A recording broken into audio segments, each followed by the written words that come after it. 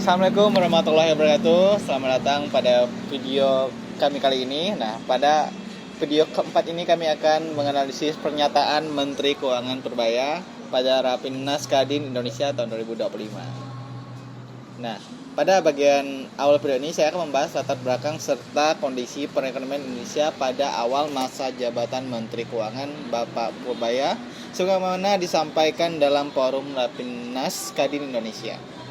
Dalam pemaparannya, Bapak Purbaya menjelaskan bahwa pada saat beliau mulai menjabat, kondisi perekonomian nasional berada dalam situasi yang cukup rentan.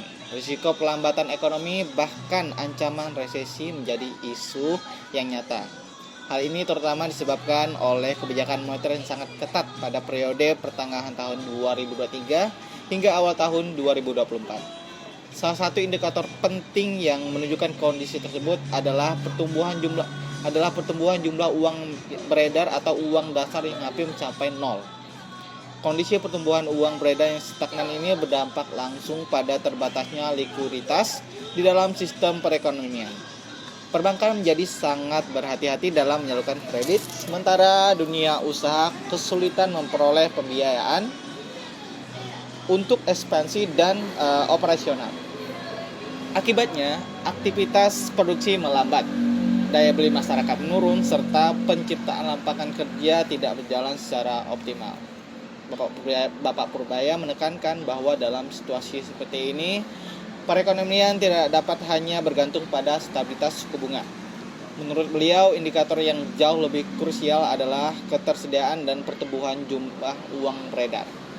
Ia mengingatkan bahwa kesalahan dalam mengelola likuiditas pernah menjadi penyebab utama memburuknya krisis ekonomi besar di masa lalu, seperti depresi besar di Amerika Serikat pada tahun 1930-an dan krisis keuangan Asia pada tahun 1997 hingga 1998. Nah, dari pengalaman tersebut dapat ditarik pelajaran bahwa pengetahuan moneter yang berlebihan justru dapat memperdalam kontraksi ekonomi. Oleh karena itu, Bapak Purbaya memandang bahwa pemulihan ekonomi Indonesia memerlukan kebijakan yang lebih berani dan adaptif, terutama dalam memastikan uang dan kredit kembali mengalir ke sektor-sektor produktif.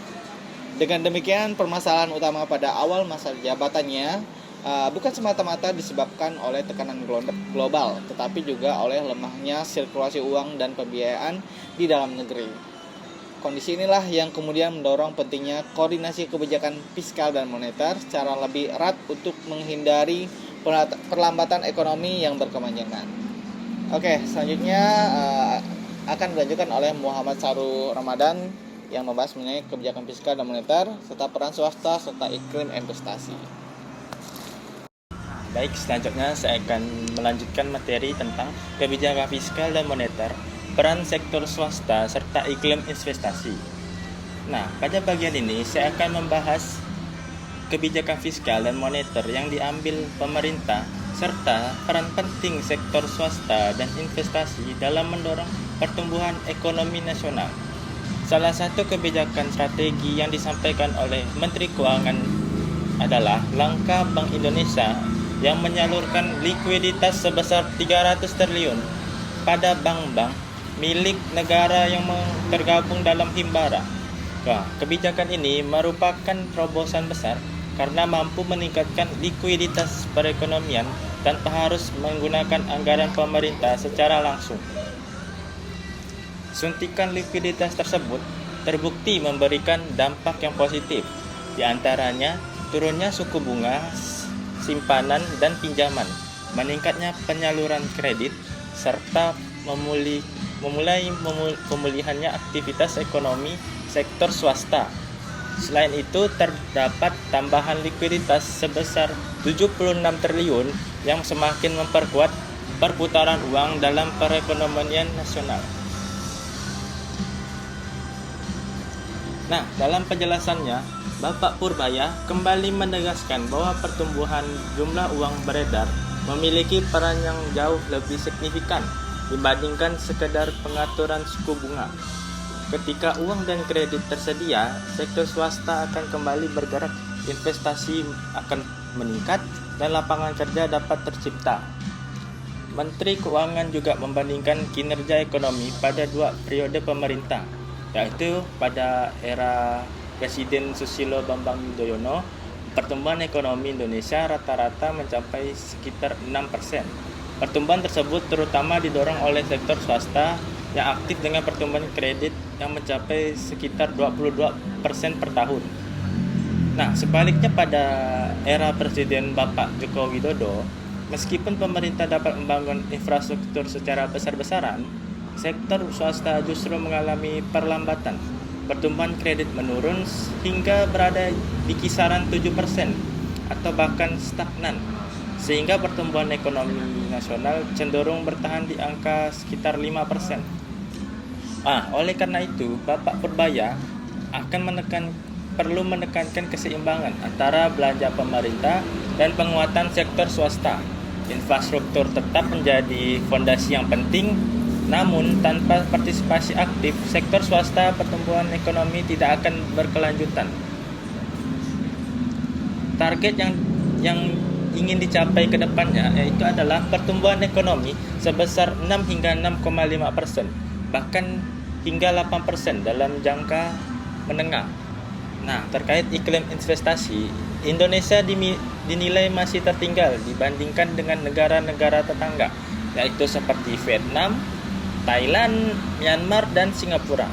Untuk mengatasi hal tersebut, pemerintah membentuk satuan tugas deregulasi yang bertujuan untuk mengidentifikasi dan menyelesaikan hambatan investasi secara langsung. Menteri Keuangan berkomitmen memimpin evaluasi dan penyelesaian masalah investasi secara rutin dengan pendekatan berbasis permasalahan nyata yang ada di lapangan.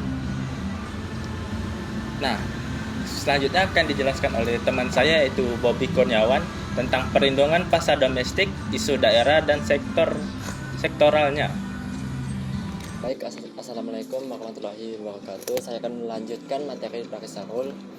Nah, pelindungan pasar domestik, isu daerah, dan sektoral serta kesimpulannya.